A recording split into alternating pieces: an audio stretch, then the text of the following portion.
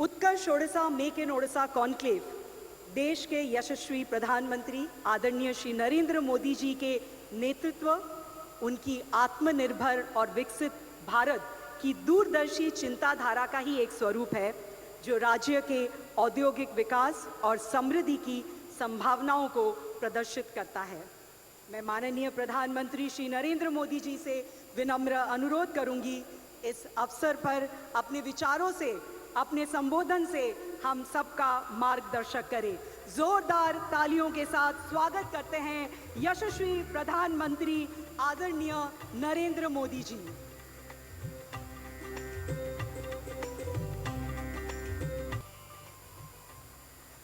जय जगन्नाथ। कार्यक्रम में उपस्थित ओडिशा के गवर्नर श्री हरिबाबू, यहाँ के लोकप्रिय मुख्यमंत्री श्री मोहन चरण मांझी जी, केंद्रीय मंत्रिमंडल के मेरे साथी मंत्रीगण, ओडिशा सरकार के मंत्री, सांसदगण, विधायकगण, उद्योग और व्यापार जगत के प्रमुख उद्यमी साथी, देश और दुनिया के इन्वेस्टर्स और ओडिशा के मेरे प्यारे भाइयों और बहनों, जनवरी महीने में यानी 2025 के प्रारंभ में ही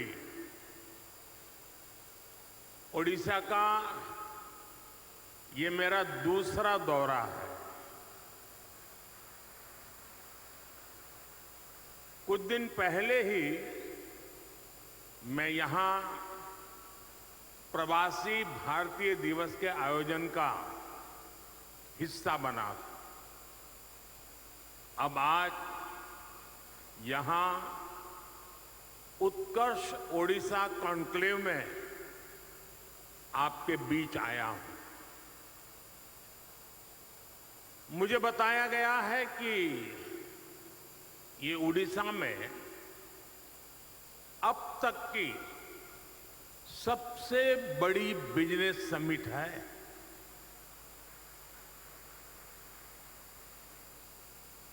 पहले के मुकाबले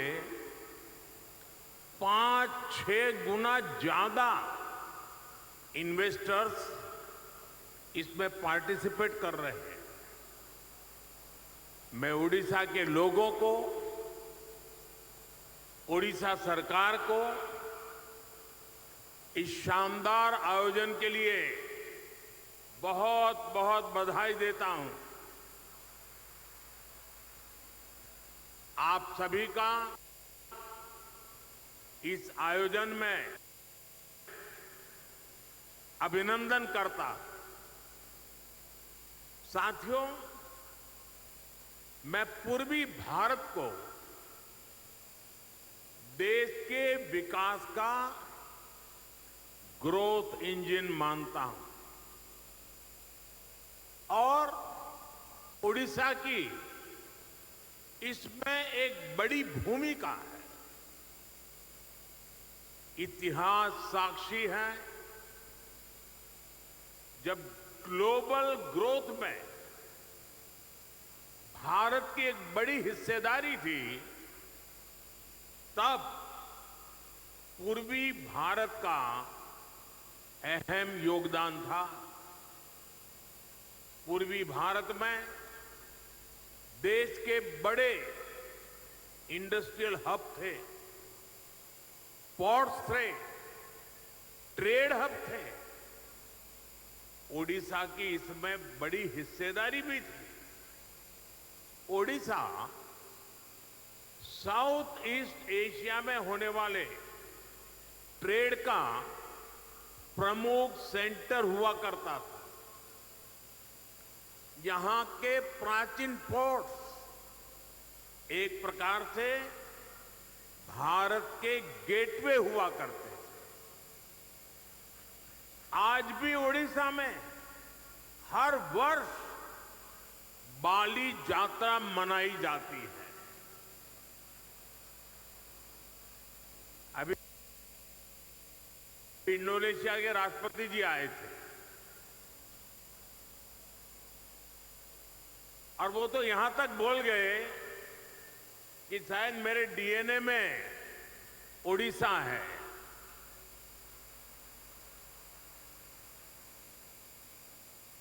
साथियों,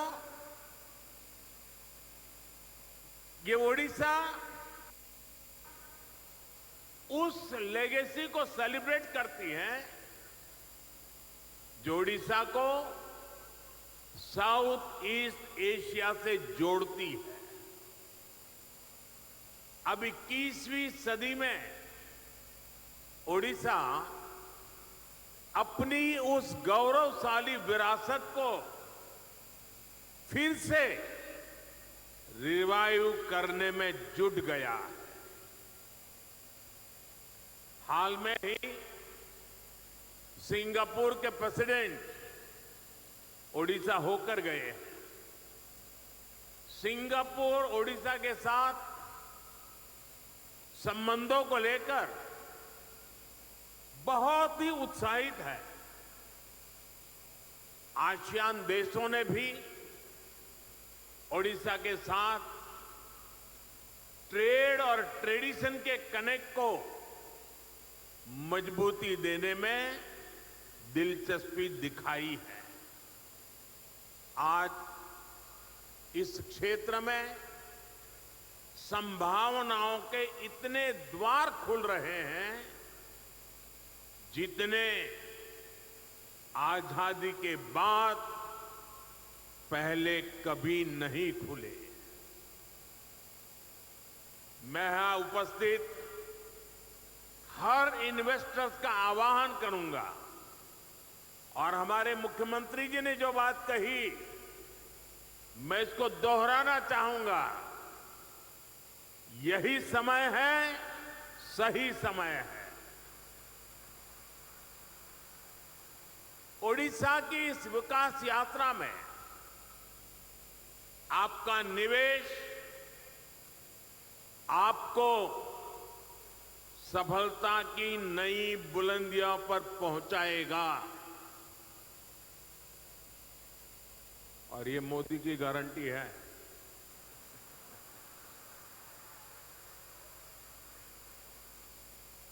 साथियों, आज भारत विकास के ऐसे पथ पर चल रहा है जिसको करोड़ों लोगों की एस्पिरेशंस ड्राइव कर रही है।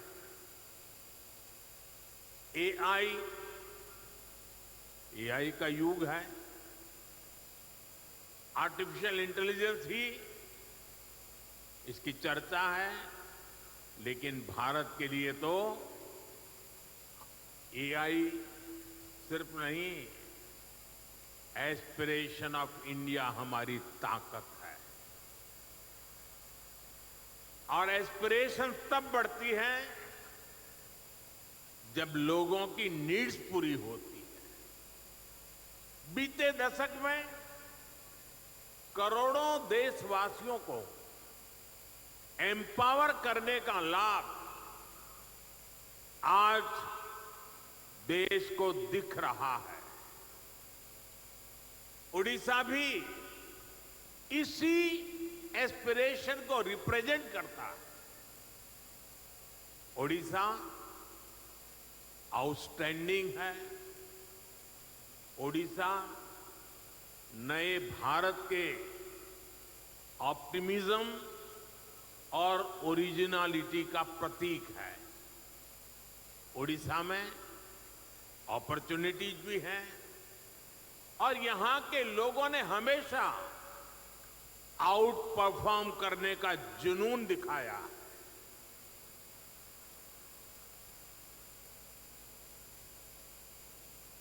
मैंने गुजरात में ओडिशा से आने वाले साथियों के कौशल, उनकी मेहनत, उनकी ईमानदारी को खुद अनुभव किया है। इसलिए आज जब ओडिशा में नए अवसर बन रहे हैं तो मेरा पक्का विश्वास है ओडिशा बहुत जल्द विकास की उस ऊंचाई पर पहुंचेगा जहां पहुंचने की किसी ने कल्पना तक नहीं की है। मुझे खुशी है कि मुख्यमंत्री मोहन चरण मांझी जी की पूरी टीम उड़ीसा के विकास को तेज गति देने में जुटी है। Food processing, petrochemical, port-led development, fisheries, IT, edutech, textile, tourism, mining, green energy, ऐसी हर इंडस्ट्री में उड़ीसा भारत के लीडिंग राज्यों में से एक बन रहा है। साथियों, भारत आज बहुत तेज गति से दुनिया की तीसरी बड़ी इकोनॉमी बनने की तरफ आगे बढ़ रहा है। $5 ट्रिलियन इकोनॉमी का पड़ाव भी अब ज्यादा दूर नहीं है। बीते दशक में मैन्युफैक्चरिंग में भी भारत की ताकत सामने आने लगी है। अब भारत की इकोनॉमी के विस्तार के दो बड़े पिलर हैं। एक हमारा इनोवेटिव सर्विस सेक्टर और दूसरा भारत के क्वालिटी प्रोडक्ट्स। देश की तेज प्रगति सिर्फ रॉ मटेरियल के एक्सपोर्ट पर संभव नहीं है।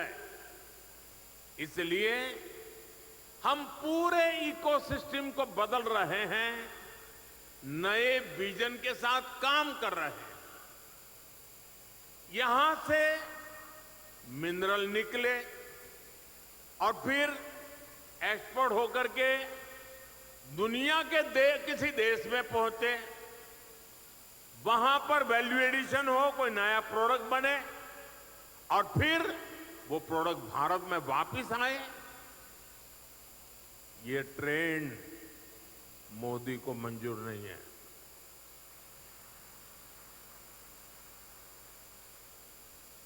इस ट्रेंड को अब भारत बदल रहा है। यहां के समंदर से सी फूड निकले और फिर दुनिया के किसी दूसरे देश में वो प्रोसेस होकर बाजारों में पहुंचे। ये ट्रेंड भी भारत बदल रहा है। ओडिशा में जो रिसोर्सेज हैं उससे जुड़ी इंडस्ट्रीज भी यहीं लगे। इस दिशा में हमारी सरकार काम कर रही है। आज का ये उत्कर्ष ओडिशा कॉन्क्लेव भी इसी विजन को साकार करने का एक माध्यम है। साथियों, आज दुनिया सस्टेनेबल लाइफस्टाइल की बात कर रही है, ग्रीन फ्यूचर की तरफ बढ़ रही है। आज ग्रीन जॉब की संभावनाएं भी बहुत बढ़ रही है।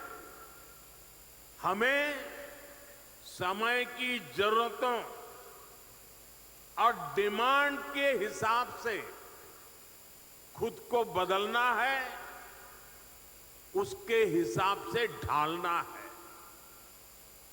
इसी सोच के साथ ही भारत ग्रीन फ्यूचर पर, ग्रीन टेक पर इतना फोकस कर रहा है। सोलर हो, विंड हो, हाइड्रो हो, ग्रीन हाइड्रोजन हो, ये विकसित भारत की एनर्जी सिक्योरिटी को पावर करने वाले हैं। इसके लिए उड़ीसा में बहुत सारी संभावनाएं हैं। आज देश में हमने राष्ट्रीय स्तर पर ग्रीन हाइड्रोजन मिशन और सोलर पावर मिशन शुरू किए हैं। उड़ीसा में भी रिन्यूएबल एनर्जी से जुड़ी इंडस्ट्री को प्रमोट करने के लिए बड़े पॉलिसी डिसीजंस हो रहे हैं। हाइड्रोजन एनर्जी के प्रोडक्शन के लिए भी यहां काफी सारे कदम उठाए जा रहे हैं। साथियों, ग्रीन एनर्जी के साथ साथ उड़ीसा में पेट्रो और पेट्रोकेमिकल सेक्टर के विस्तार के लिए भी इनिशिएटिव लिए जा रहे हैं। पारादीप और गोपालपुर में डेडिकेटेड इंडस्ट्रियल पार्क्स और इन्वेस्टमेंट रीजन्स बन रहे हैं।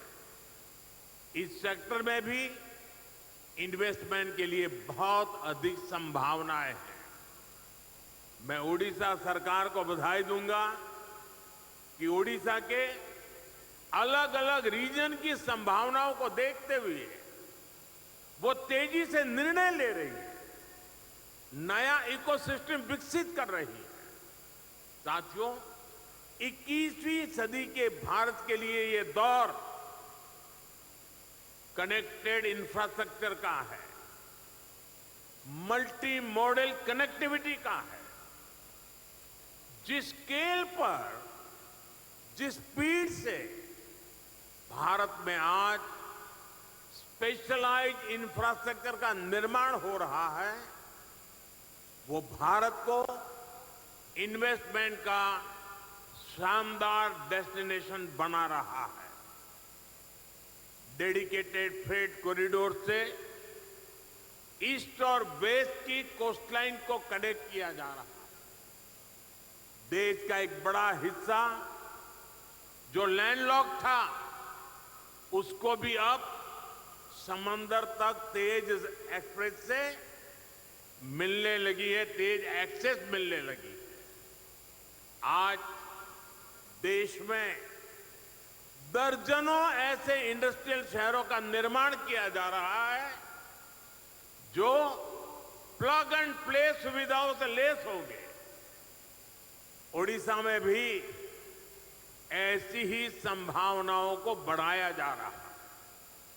यहां रेलवे और हाईवे नेटवर्क से जुड़े हजारों करोड़ रुपए के प्रोजेक्ट चल रहे हैं।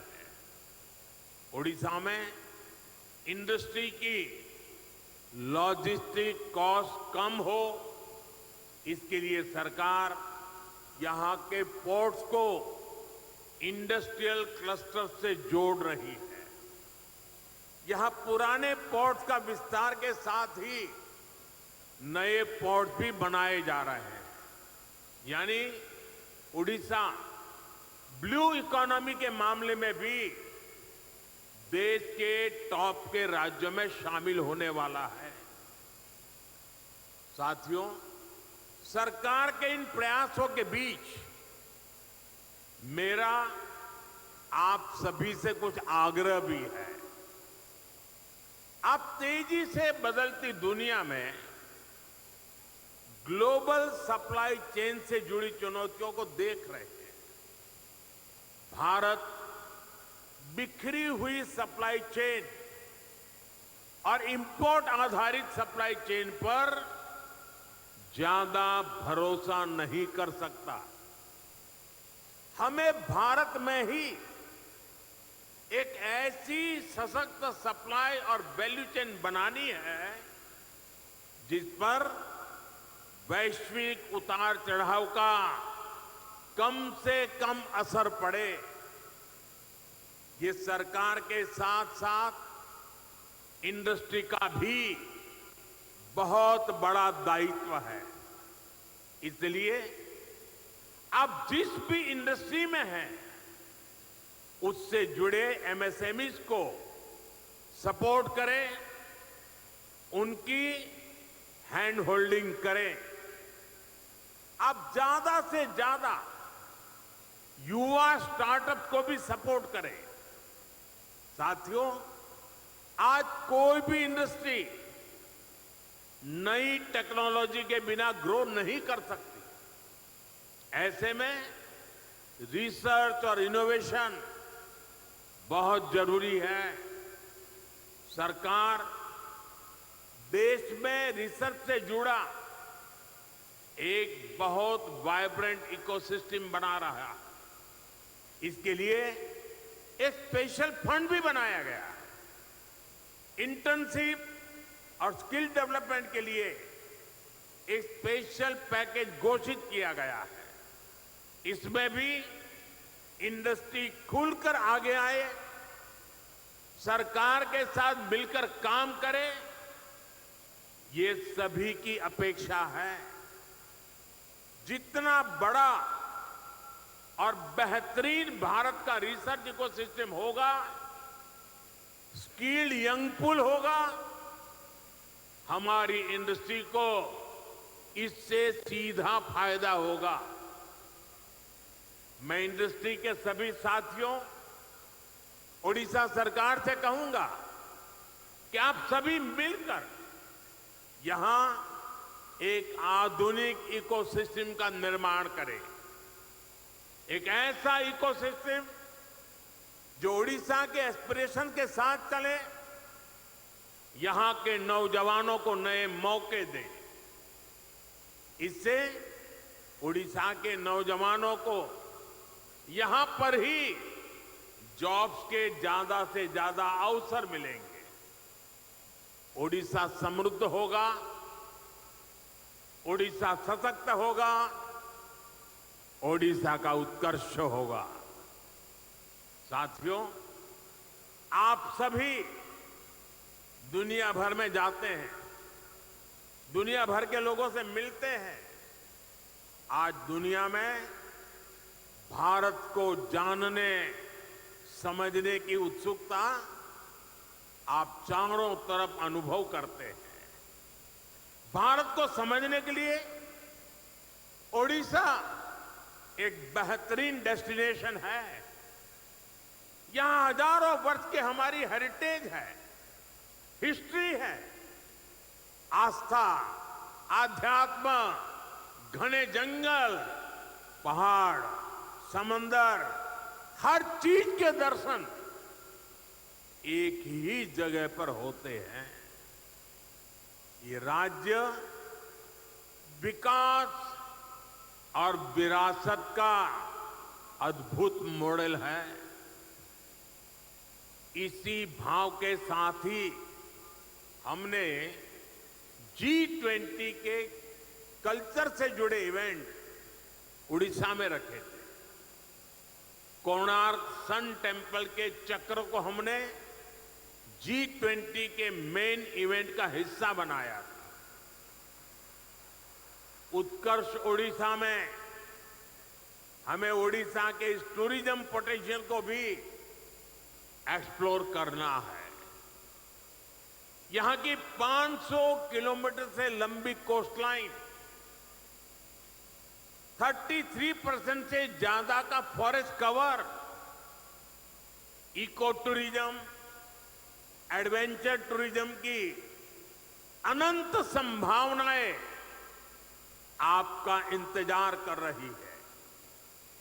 आज भारत का फोकस है वेट इन इंडिया। आज भारत का मंत्र है हील इन इंडिया। और इसके लिए ओडिशा का नेचर, यहां की प्राकृतिक सुंदरता बहुत मददगार है।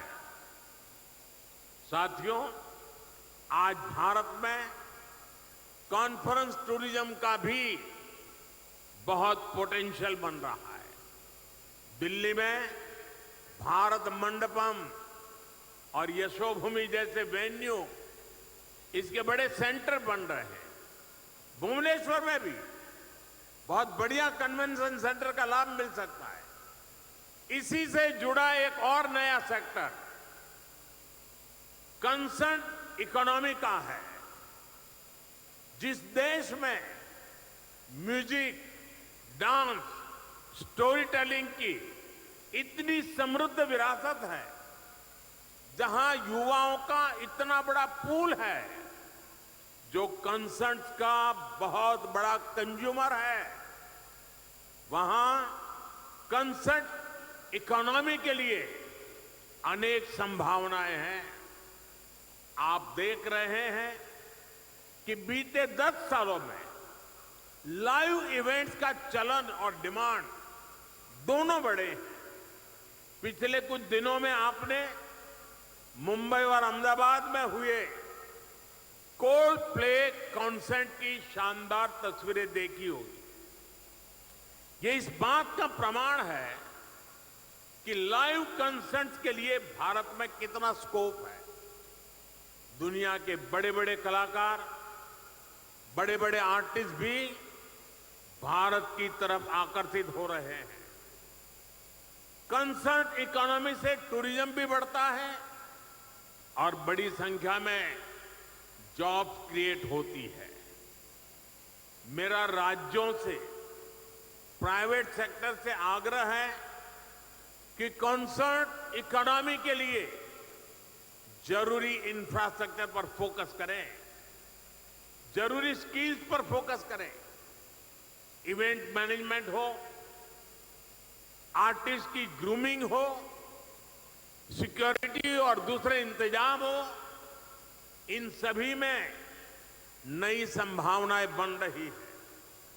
साथियों, अगले महीने ही भारत में पहली बार वर्ल्ड ऑडियो विजुअल समिट यानी वेव्स होने वाली है। ये भी एक बहुत बड़ा आयोजन होगा। ये भारत की क्रिएटिव पावर को दुनिया में नई पहचान दिलाएगा। राज्यों में इस तरह के इवेंट से भी जो रेवेन्यू जनरेट होता है, जो परसेप्शन बनता है, वो भी इकोनॉमी को आगे बढ़ाता है। और ओडिशा में भी इसकी बहुत संभावनाएं हैं। साथियों, विकसित भारत के निर्माण में ओडिशा की बड़ी भूमिका है। ओडिशा वासियों ने समृद्ध ओडिशा के निर्माण का संकल्प लिया है। इस संकल्प की सिद्धि के लिए केंद्र सरकार की तरफ से हर संभव सहयोग मिल रहा है। ओडिशा के प्रति मेरा स्नेह आप सब भली भांति जानते हैं। प्रधानमंत्री के तौर पर ही मैं यहां करीब करीब 30 बार आ चुका हूं। आजादी से अब तक जितने प्रधानमंत्री होंगे, वो सब मिलाकर के जितनी बार आए होंगे, उससे मैं ज्यादा बार ओडिशा आया हूं। ये आपका प्यार है। यहां के ज्यादातर जिलों में जा चुका हूं। मुझे ओडिशा के सामर्थ्य पर भरोसा है, यहां के लोगों पर भरोसा है। मुझे विश्वास है कि आप सभी साथियों का इन्वेस्टमेंट आपके बिजनेस और ओडिशा के उत्कर्ष दोनों को नई ऊंचाई देगा। मैं फिर एक बार इस शानदार आयोजन के लिए पूरे ओडिशा वासियों को, यहां की सरकार को बहुत बहुत बधाई देता हूं, धन्यवाद देता हूं। और जो महानुभाव उड़ीसा में संभावनाओं को तलाश रहे हैं, मैं उनको विश्वास दिलाता हूं, उड़ीसा सरकार और भारत सरकार पूरी ताकत से आपके साथ खड़ी है। फिर एक बार आप सबको बहुत बहुत शुभकामनाएं, बहुत बहुत धन्यवाद।